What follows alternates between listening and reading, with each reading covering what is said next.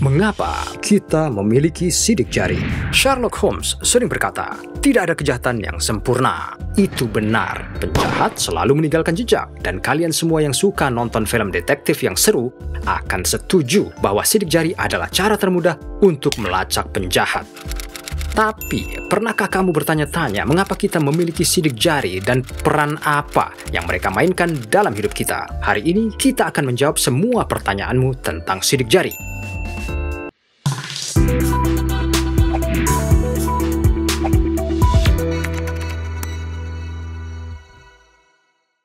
Mari mulai dengan apa itu sidik jari.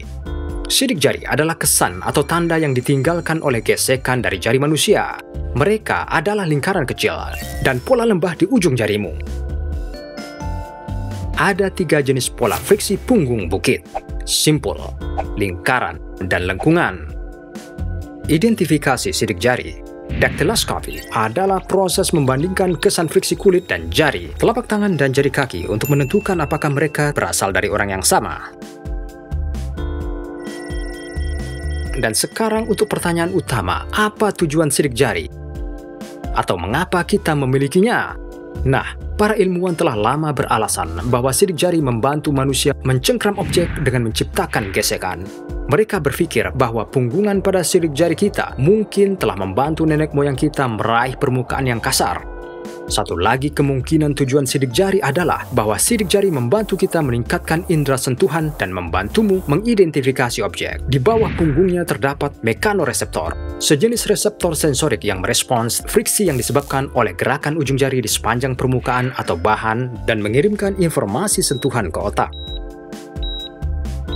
Mengapa kita memiliki sidik jari yang unik? Sidik jari digunakan untuk mengidentifikasi orang karena sidik jari setiap orang itu unik. Orang-orang dapat memiliki pola sidik jari yang serupa, namun tidak sama. Sidik jari bahkan lebih unik dari DNA. Sebagai contoh, kembar identik dapat berbagi DNA yang sama, atau setidaknya sebagian besar. Tetapi, mereka tidak bisa memiliki sidik jari yang sama. Bahkan, sidik jari juga bervariasi di antara jari-jarimu sendiri. Artinya, kamu memiliki sidik jari yang unik di setiap jari. Bisakah kamu benar-benar membakar sidik jarimu? Ya, kamu bisa. Cukup banyak luka atau luka bakar yang masuk lebih dalam dari lapisan luar kulit yang dapat mempengaruhi pola sidik jari secara permanen. Sebenarnya, tujuan sebenarnya dari sidik jari tidak pernah jelas atau konklusif. Namun, kita semua bisa sepakat bahwa ini penting dan diperlukan untuk mengidentifikasi orang. Kami harap kami telah menjawab semua pertanyaanmu tentang sidik jari.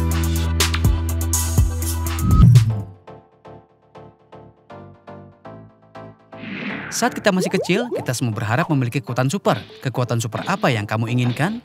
Ya, manusia selalu terpesona dengan terbang. Mungkin itu sudah tertanam dalam diri kita. Karena kita terinspirasi oleh burung dari sejak awal, kita percaya bahwa kita bisa terbang, kita percaya bahwa kita bisa menyentuh langit. Tapi pernahkah kamu memikirkan seperti apa jadinya jika kamu bisa melakukannya?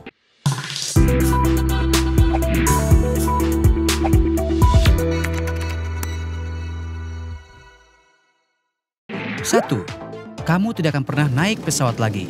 Jika kamu bisa terbang dari suatu tempat ke tempat lainnya, kenapa kamu harus naik pesawat ketika kamu bisa mencapai tujuanmu dengan biaya yang lebih rendah? 2. Mobil menyebabkan 70% polusi atmosfer. Dalam setahun, 7 juta orang meninggal karena polusi udara. Jika kita bisa terbang, kita akan melihat lebih banyak manusia yang terbang daripada jumlah mobil dan bus, sehingga mengurangi jumlah kendaraan di jalan. Oleh karena itu, mengurangi polusi dan tingkat kematian. 3. Menghindari lalu lintas jam sibuk. Ucapkan selamat tinggal pada lalu lintas jam sibuk dan sebagai gantinya malah terbang pulang tanpa membuang waktu duduk di belakang kemudi. 4. Jika kamu terlambat, kamu tidak perlu khawatir. Kamu selalu bisa terbang ke tujuanmu dan akan selalu tepat waktu. 5. Jika bepergian ke seluruh dunia adalah impianmu, maka itu akan jadi kenyataan. Kamu bisa mengunjungi tempat-tempat di seluruh dunia tanpa khawatir tentang waktu ataupun uang. 6. Kemungkinan untuk mati dalam kecelakaan mobil adalah 1:5.000. Ini berarti bahwa 1.250.000 orang meninggal setiap tahunnya dalam kecelakaan. Di sisi lain, peluangmu untuk mati di pesawat adalah 1-11 juta. Ini berarti bahwa jika manusia bisa terbang, angka kematian karena kecelakaan pesawat akan mencapai 0. 7. Layanan pengiriman makanan akan tiba dalam 15 menit atau bahkan kurang. 8. tidak akan mungkin mencatat pergerakan orang dan konsep kewarganegaraan, dan tidak akan ada lagi yang namanya batasan. 9. Transportasi darat yang mencakup 900 juta mobil akan berkurang dan pesawat hanya akan digunakan untuk lalu lintas barang saja. 10. Setiap hari, lebih dari 80.000 pesawat terbang di atas kepala kita. Dan ini sekitar 26.154.000 orang. Jika manusia bisa terbang, maka jumlahnya akan bertambah. Namun akan ada orang-orang malas yang akan lebih suka mengemudi beberapa kilometer tanpa melelahkan sayap mereka. Meskipun banyak manfaatnya, para ilmuwan telah menentukan bahwa mustahil bagi manusia untuk bisa terbang. Karena kita akan membutuhkan sejumlah besar kekuatan otot untuk menahan tubuh kita di atas. Kita terlalu besar dan berat, dan bahkan jika kita memiliki sayap yang cukup besar, kita tidak akan bisa mengangkat diri kita sendiri dan mempertahankan kontrol. Burung bisa terbang karena kekuatan sayap, sehingga mengurangi beban pada sayap mereka. Di masa lalu, ada banyak upaya yang dilakukan untuk memungkinkan penerbangan manusia. Leonardo da Vinci juga mempelajari penerbangan burung dan muncul dengan ide-ide untuk perangkat terbang pribadi yang menarik untuk penerbangan manusia. Karena itu, segera lakukan tantangan dengan pesawat jet, helikopter, dan pesawat ruang angkasa. Namun manusia masih mencari cara baru untuk penerbangan. Kita terjun di dalamnya dan membiarkan rasa ingin tahu kita terbang. Kalau kamu suka video ini, jangan lupa untuk subscribe di channel kami dan berikan komentar di bawah ini tentang bagaimana penerbangan akan menguntungkan dirimu.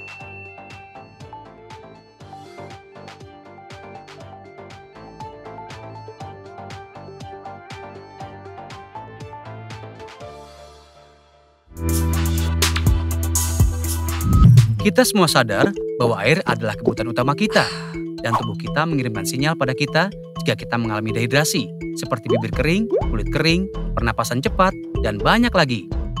Dan minum air adalah satu-satunya cara untuk menghindari dehidrasi. Tetap terhidrasi memiliki banyak manfaat.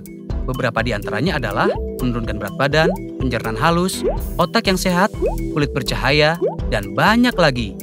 Jadi, jika kamu tidak minum cukup air, sekarang kamu tahu kenapa kamu harus melakukannya. Dan jika sudah, teruskanlah. Tapi, apakah kamu sudah minum air dengan cara yang benar?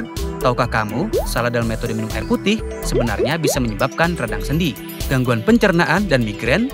Jadi, ayo belajar tentang cara yang benar untuk minum air. Nomor 1.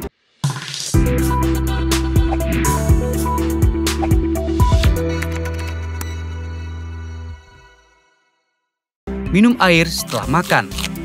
Menurut Ayurveda, diyakini bahwa minum air setelah makan itu sama dengan minum racun. Mari kita masuk ke dalam sains di baliknya. Perut kita sudah memiliki asam untuk mencerna makanan. Saat kita makan, proses pencernaan dimulai dan memecah makanan. Sekarang jika kamu minum air setelah makan, mungkin bisa ada beberapa konsekuensi. Asamnya menjadi encer dan menyebabkan gangguan pencernaan yang selanjutnya membuat sulit untuk memecah makanan. Dan kemudian, makanannya membusuk di dalam perut kita. Bagaimana kita menghindarinya? Kamu harus berkumur setelah makan dan minum air 1 jam setelah makan. Nomor 2, meneguk air. Apa kamu pikir meneguk air sekaligus bisa menghidrasimu? Tidak. Airnya hanya akan terbuang karena kencing. Cara yang benar untuk minum air adalah seteguk demi seteguk dan perlahan. Kenapa? Air di mulut kita bercampur dengan baik dengan air liur dan masuk ke dalam perut dan menciptakan keseimbangan. Karena air liur yang diproduksi di mulut kita bersifat dasar dan perut kita bersifat asam. Sekarang, jika kita meneguk air sekaligus, lebih sedikit air liur yang akan masuk dan itu menyebabkan kembung, asam lambung, gas, dan gangguan pencernaan, membuatnya sulit untuk membuang racun dan juga kotoran. Nomor 3, minum air dingin. Kita semua suka minum air dingin, bukan? Ketika kamu di rumah, setelah hari yang cerah dan panjang, kamu menuju ke kulkas dan minum segelas air yang dingin. Kedengarannya sangat bagus, bukan? Tapi tahukah kamu bahwa itu bisa menyebabkan kerusakan serius pada tubuhmu? Ketika kamu minum air dingin, pembuluh darahmu menyusut dan sirkulasi darah menjadi lambat. Karena ketidakcocokan suhu, itu bisa mempengaruhi kesehatan pencernaanmu dan bisa menyebabkan flu dan sakit kepala. Berikut adalah tips cepat lainnya. Jika kamu ingin minum air dingin, coba cara alami menyimpan air dalam pot tanah seperti ini. Ini mempertahankan tingkat pH dan menambahkan mineral ke dalam air. Nomor 4, minum terlalu banyak air. Ya, kamu mendengarnya dengan benar. Terlalu banyak menghidrasi tubuhmu juga bisa menjadi masalah.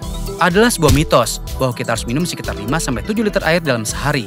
Beberapa orang bahkan minum air lebih dari itu, meskipun mereka tidak haus, tapi hanya karena seseorang menyuruh mereka melakukannya. Kamu pasti bertanya-tanya, bagaimana bisa terlalu terhidrasi bisa jadi berbahaya? Minum terlalu banyak air bisa menyebabkan ketidakseimbangan kadar natriummu. Itu menyebabkan hiponatremia yang melarutkan natrium dalam darah dan bisa menyebabkan pembengkakan, sakit kepala, mual, kecemasan, dan kembung. Bagaimana cara menghindarinya? Setiap orang memiliki jenis tubuh yang berbeda, berat badan, dan kebutuhan nutrisi. Itu juga tergantung pada iklim dan lingkungan tempat kamu tinggal. Lebih baik untuk mempertimbangkan semua faktor ini dan mengamati pola tubuhmu dan berapa banyak air yang dibutuhkan oleh tubuhmu. Jika kamu mengonsumsi 2,5 hingga 3 liter air sehari, kamu sudah siap berangkat. Nomor 5. Minum air sambil berdiri. Ginjal kita berfungsi lebih baik dalam posisi duduk. Kalau kamu minum air sambil berdiri, kamu mungkin secara tidak sengaja akan merusak tubuhmu. Minum air sambil berdiri membuat air melintas dengan dorongan dan tidak adanya penyaringan. Itu membuat racun dan kotoran menumpuk di dalam darah atau kandung kemih, menyebabkan kerusakan pada ginjal. Berdiri sambil minum air juga menyebabkan nyeri sendi. Jadi, kita perlu minum air pelan-pelan, sedikit demi sedikit, sambil duduk.